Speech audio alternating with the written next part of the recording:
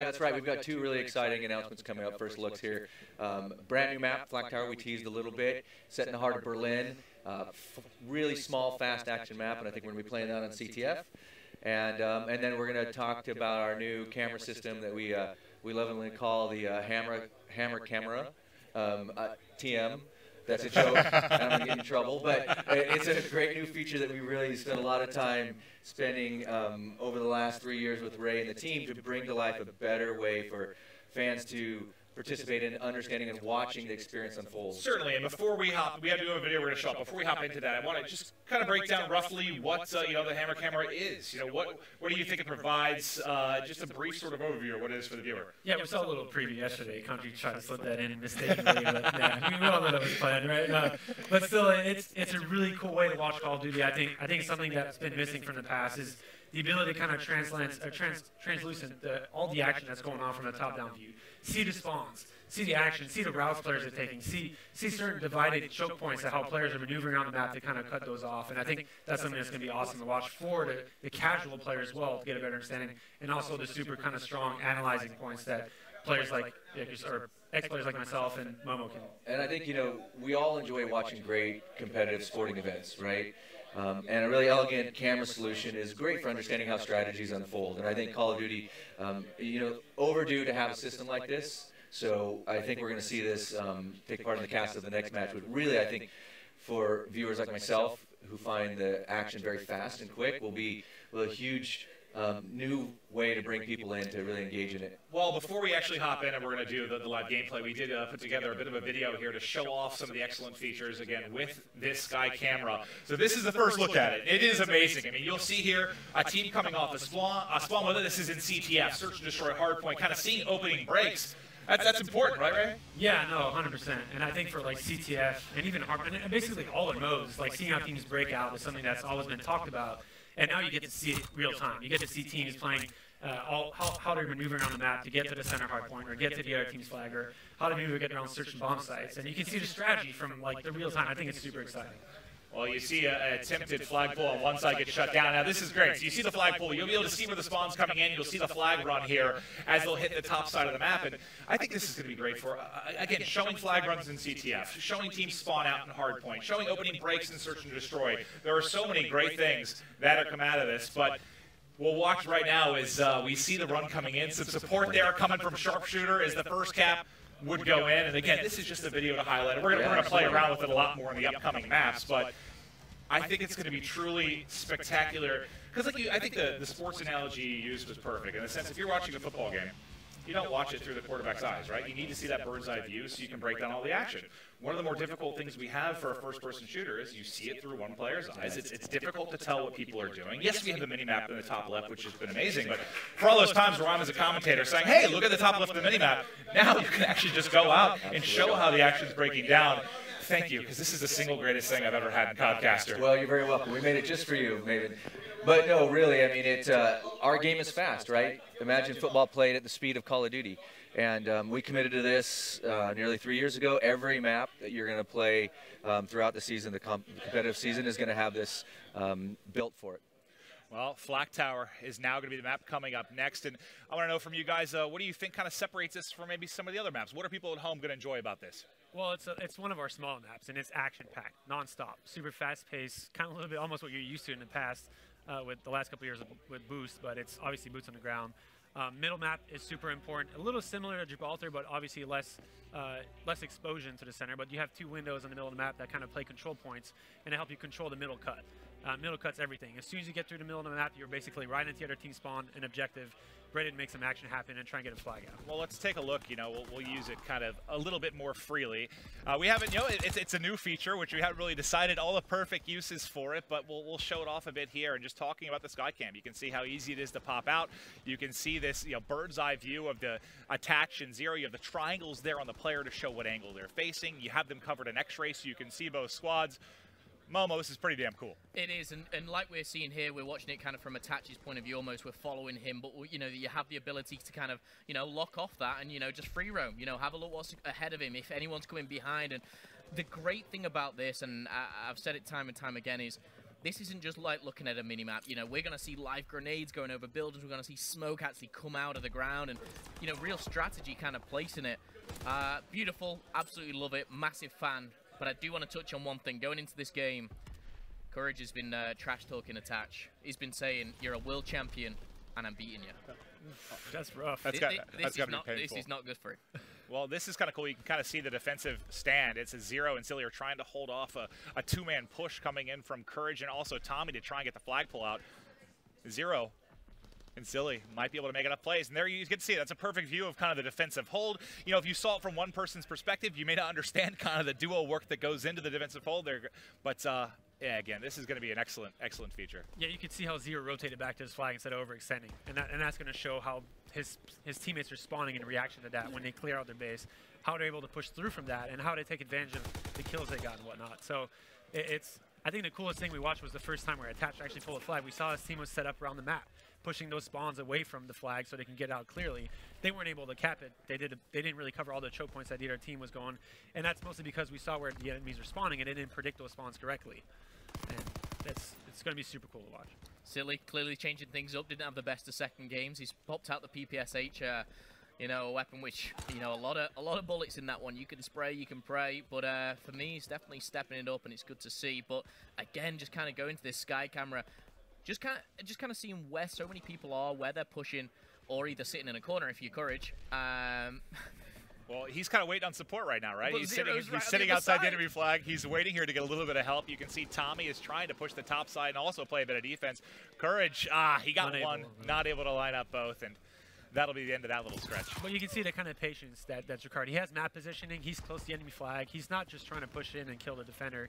He's waiting for his teammates to come and help him out and make sure that the kills he gets count. And that's something that's gonna be like a constant story throughout the year. It's how getting kills, like, there's possibilities of teams winning games without outslaying their team. Something we haven't really seen the past couple of years. It's something we used to see with think about Respawn last year. Well, this year, I guess. I mean, it was something like the team that outslayed and Respawn won 90% of the time. Like it was so heavily favored. But yeah, the less kills you have on the map throughout the course of a game, the more it slows down. Every kill is so much more important. So like you said, you know, four worthless kills isn't going to mean much as one clutch kill on offense or defense to make a play, right? No, exactly. And I'm obviously not taking the fact that if a team outslays another team tremendously, they should win 9 times or 99 times out of 100. But it's still important to voice the point that you can still win games without outslaying. Well, we're going to watch JCap's flag run because he's got the flag right now. You can see the fights going down at mid-map. And you can almost see kind of the communication. I know that's a silly thing to say, but JCap running right out the outside of the map. You see Tommy, Courage pushing those points out. Attach, though, on the other side. He's got the flag in hand. Courage, though, can he save the day? I think Attach kind of just turned on him there. But no, Attach will be challenged by Tommy, and Tommy clutching up. 1 minute to go. Where was the flag, though? It will be put in, all things tied up. Yeah, we saw the kind of the stalemate happening from a top thing, which is super cool. You can see how his teams are positioning around the map. Well, that's another reason that's so great. Like, imagine you know, scenarios where you have a 1 versus 1 in S&D and you can only see one POV, or you have a standoff like that where you can only see one of the POVs. There, by the ability to zoom out, you can kind of see all of the chess being played as they're trying to get the return, trying to get the score through. Very cool. And again, I haven't had to drive Codcaster the entire year, and I'm doing it today. So bear with me as I'm sort of getting back in the swing of things, and I have a brand new feature to use. But hopefully, you're seeing some of the great uses we'll have here for the Sky Camera. I think that's another point. You know, we touch on the players. You know, they're going to get better. They're going to work out, you know, the ways to push, the things to hold, but. You know, like driving, you know, the Codcaster itself, you know, we're going to be able to utilize that Sky Camera so well as we get a little bit more used to it. But looking at it right now, we are going to go into the second side, around draw. Courage again.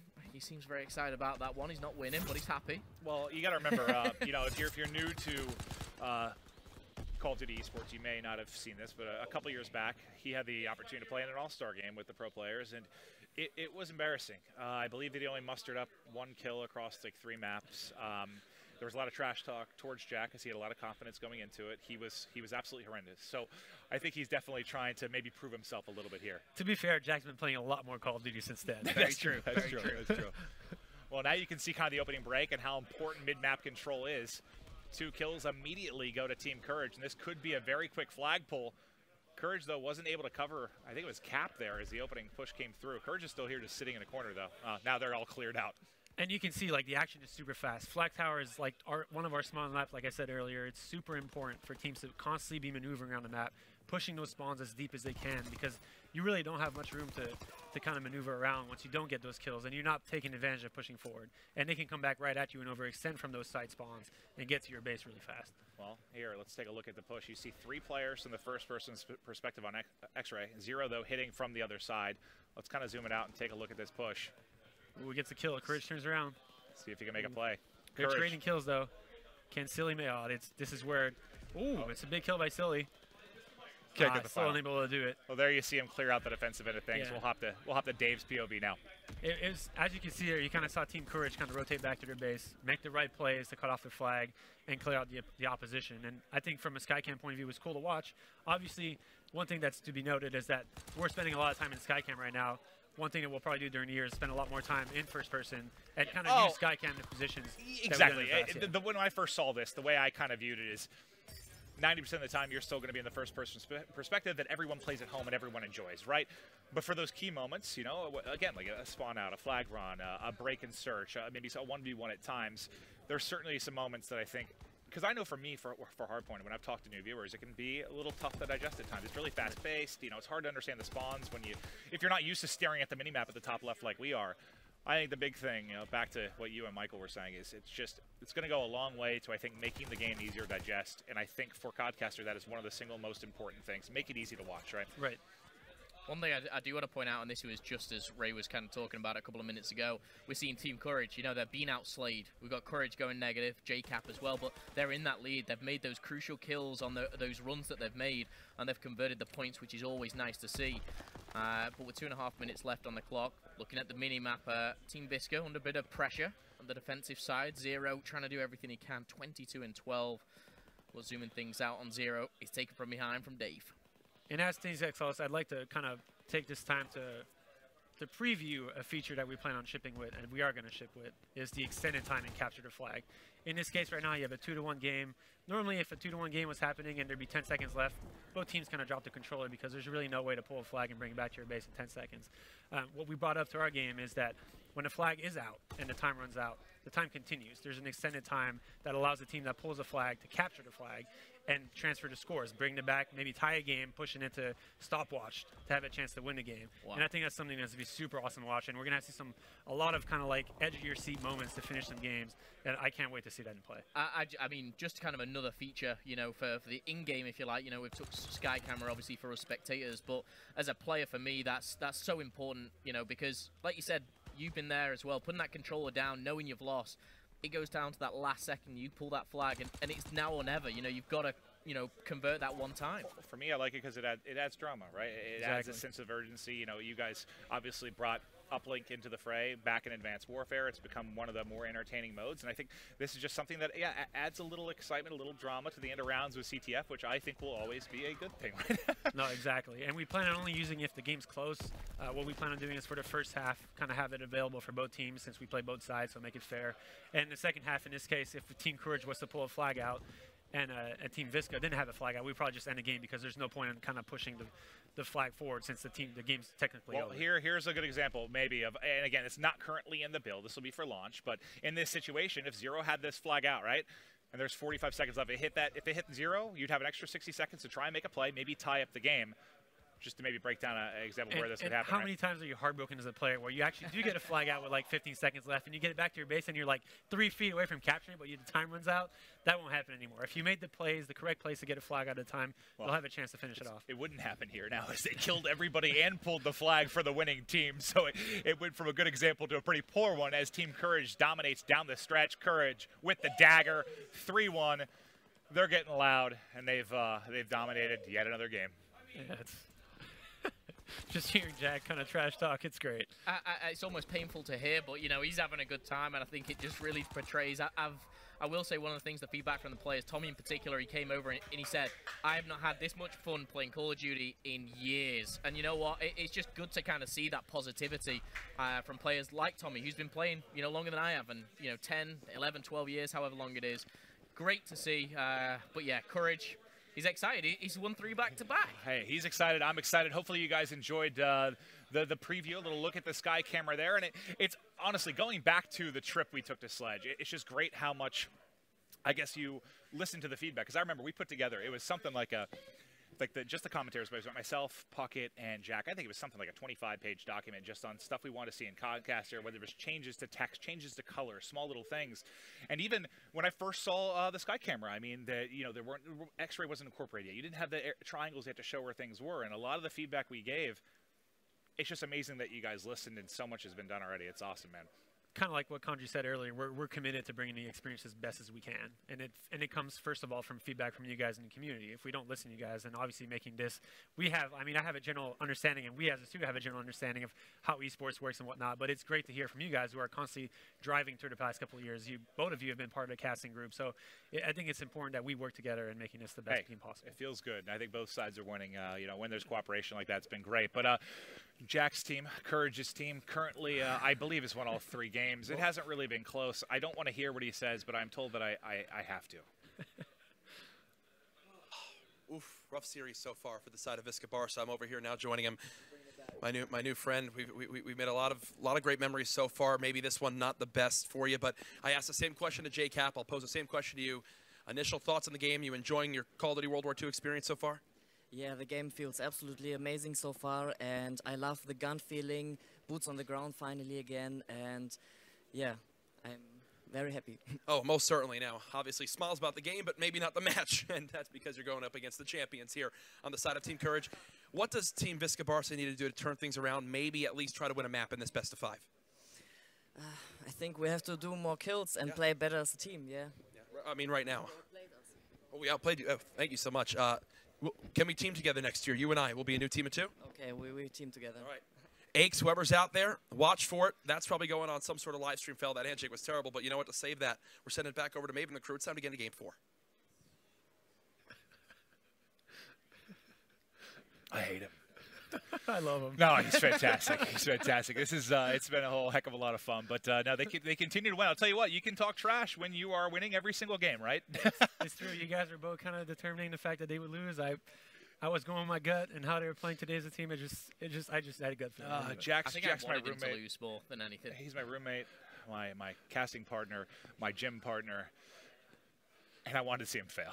I'm going to be blunt, but no, they continue to play well. And what's the single biggest thing that stood out though? I'm curious though for you, maybe Ray, between these two teams, why do you think they keep getting the upper hand? Honestly, it's just kind of what Momo said last time. They just seem to be making the bigger plays. Like it's really about how you're getting those kills when they matter. You got players like JCap and Tommy that have been obviously outslaying like crazy, but still the kills they're getting are in the right positions, pushing the team back as much as you can and controlling the spawns, making Jack's job really. I want to give Jack credit, but his job's been pretty easy so far. He's kind of. It's almost like me when I was playing with the players I was playing back in my day. Yeah. Everyone gave me crap, but I mean, come on, my job was pretty easy to a certain extent, right? Well, you saw Arden Forest earlier with CTF. Now we're going to be going to Hardpoint. Maybe any key differences between the two modes on this map from your experience when you played them, or does it play similar in a lot of ways? Well, a lot of the chokes that you see in CTF are like the middle part of the map chokes. In Hardpoint, you see a lot of those kind of like lane-to-lane chokes. 2 of the main hardpoints that you'll see are in runes, and one in the kind of like the tunnel on the forest side. And those are both middle map hardpoints. It's kind of like what I said earlier. Even though they're middle map hardpoints, they're still very scoreable. So that's one thing we're going to see as the map goes on. And it actually starts on one of those hardpoints as it's in kind of like in that tunnel side. All right, well, let's kick things off with 0 here in the hardpoint. Remember, last hardpoint, it was what, 50-0 start? Something like that? Yep. And if you look at the scoreboard, it looks to be a similar beginning here. Now, I know that Michael Condry said he was going to coach the Visca Barca side. I don't see him. I believe he was probably a little too embarrassed to do that. But we looked at Skycam a good bit there in CTF. We'll show it off a bit here as well. As you can see the hard point here to the right. Sky camera from the top POV. Tommy and Courage trying to break in. Attaches the one soaking up time to the right in the hard point. Let's go to Attaches POV now. We'll hop over to him as he's the one holding here, trying to get in prime position, rack up some time for his team, who started in a hole again. I was going to say that the key thing here for me is rotation straight away. You know, attach, getting that scrap points, but he's going to now have to rotate round. It looked like to me, Team Courage, they were that team that were a little bit smarter. They, you know, tracked back when they needed to, and now we see them set up. Obviously, Tommy and JCap, those two veteran players of all 8, really. I think they're very comfortable with what they're doing right now. I think it's just a communication level. We're sitting pretty close to Visca's team, and they're not really talking as much as Courage's team is. So, I mean, that plays a huge role in rotating and making maneuvers as a team.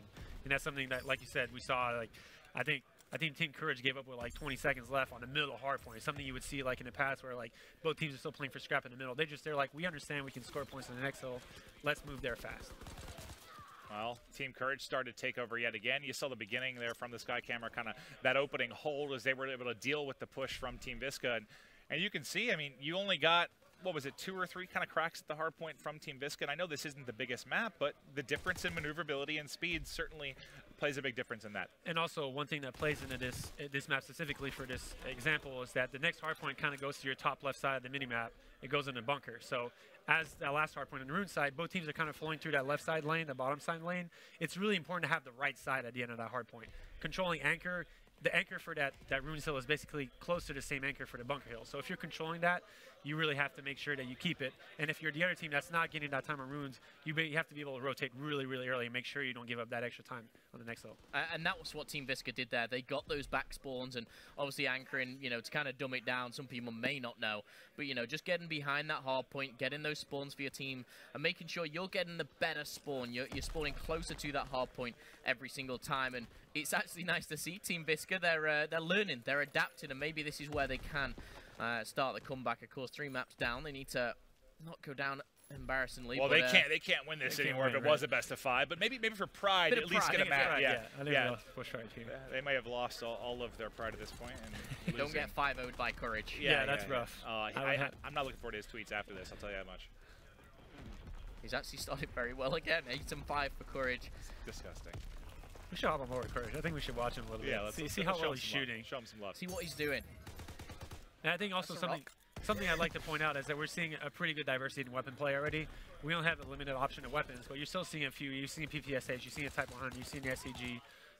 We haven't seen much of the M1 Grand, which is one of the weapons I feel like is a very strong choice in our game as well, but is a little more difficult once you're not really in the right positions. As we've seen before, it's semi-automatic weapons. So, it's going to be awesome to watch this year. Diversity between divisions and weapon play. Oh, yeah. I think you're going to see a lot of different phases of meta. Kind of what Momo was saying earlier, how at the start of the game you'll see probably something redundant, but as it goes on, you'll see different players experimenting and seeing what things work and don't work for them. Should be awesome. And Zero really on a hot streak. He had, I think, a 7 streak earlier, 3 in a row now. The 4th just tacked on and challenging the 5th. Ooh, big 2-piece. Nice shots there from Zero, and that secures the hard point, right? He's almost in a 1v2 there as they're transitioning over. Wisely backs down and plays his life. Some big plays here, and a big reason why Team Visca is now taking a lead in this game, which they have not been able to say really throughout the past hour. Yeah, that's true. They're actually winning. Prime example there as well. You know, using the Molotovs. You know, something I've not had the chance to unlock myself. I didn't really know how to get them or what I needed to do, but you know, showing that you can kind of just stop a choke point or try and break an entry from that. Zero obviously working towards those score streaks as well. But it didn't seem to work out. One thing I've noticed though, and more of kind of a question maybe Ray can answer, they're just seeing a lot more grenades. We've seen kind of the likes of Armor. I think you were touching on there.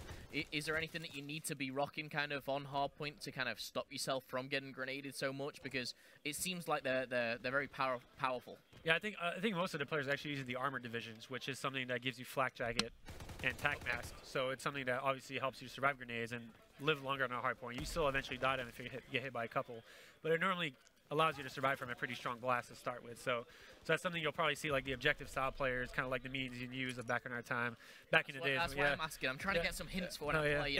What do I need to use? Because I think the one person, if you want to say in the whole world, is Ray. He kind of knows everything. He knows the rotations, the spawns. The smartest man alive, knows everything. Settle down there, Momo. Against him online. He actually is good at just about everything. He's good at golf, good at bowling, good at video games. Great head of hair. Nice gassing. Yeah, I got you. Okay, Dave. Ooh. What did Dave just Four do? X, four kills. You got the ace there. What did Dave just do?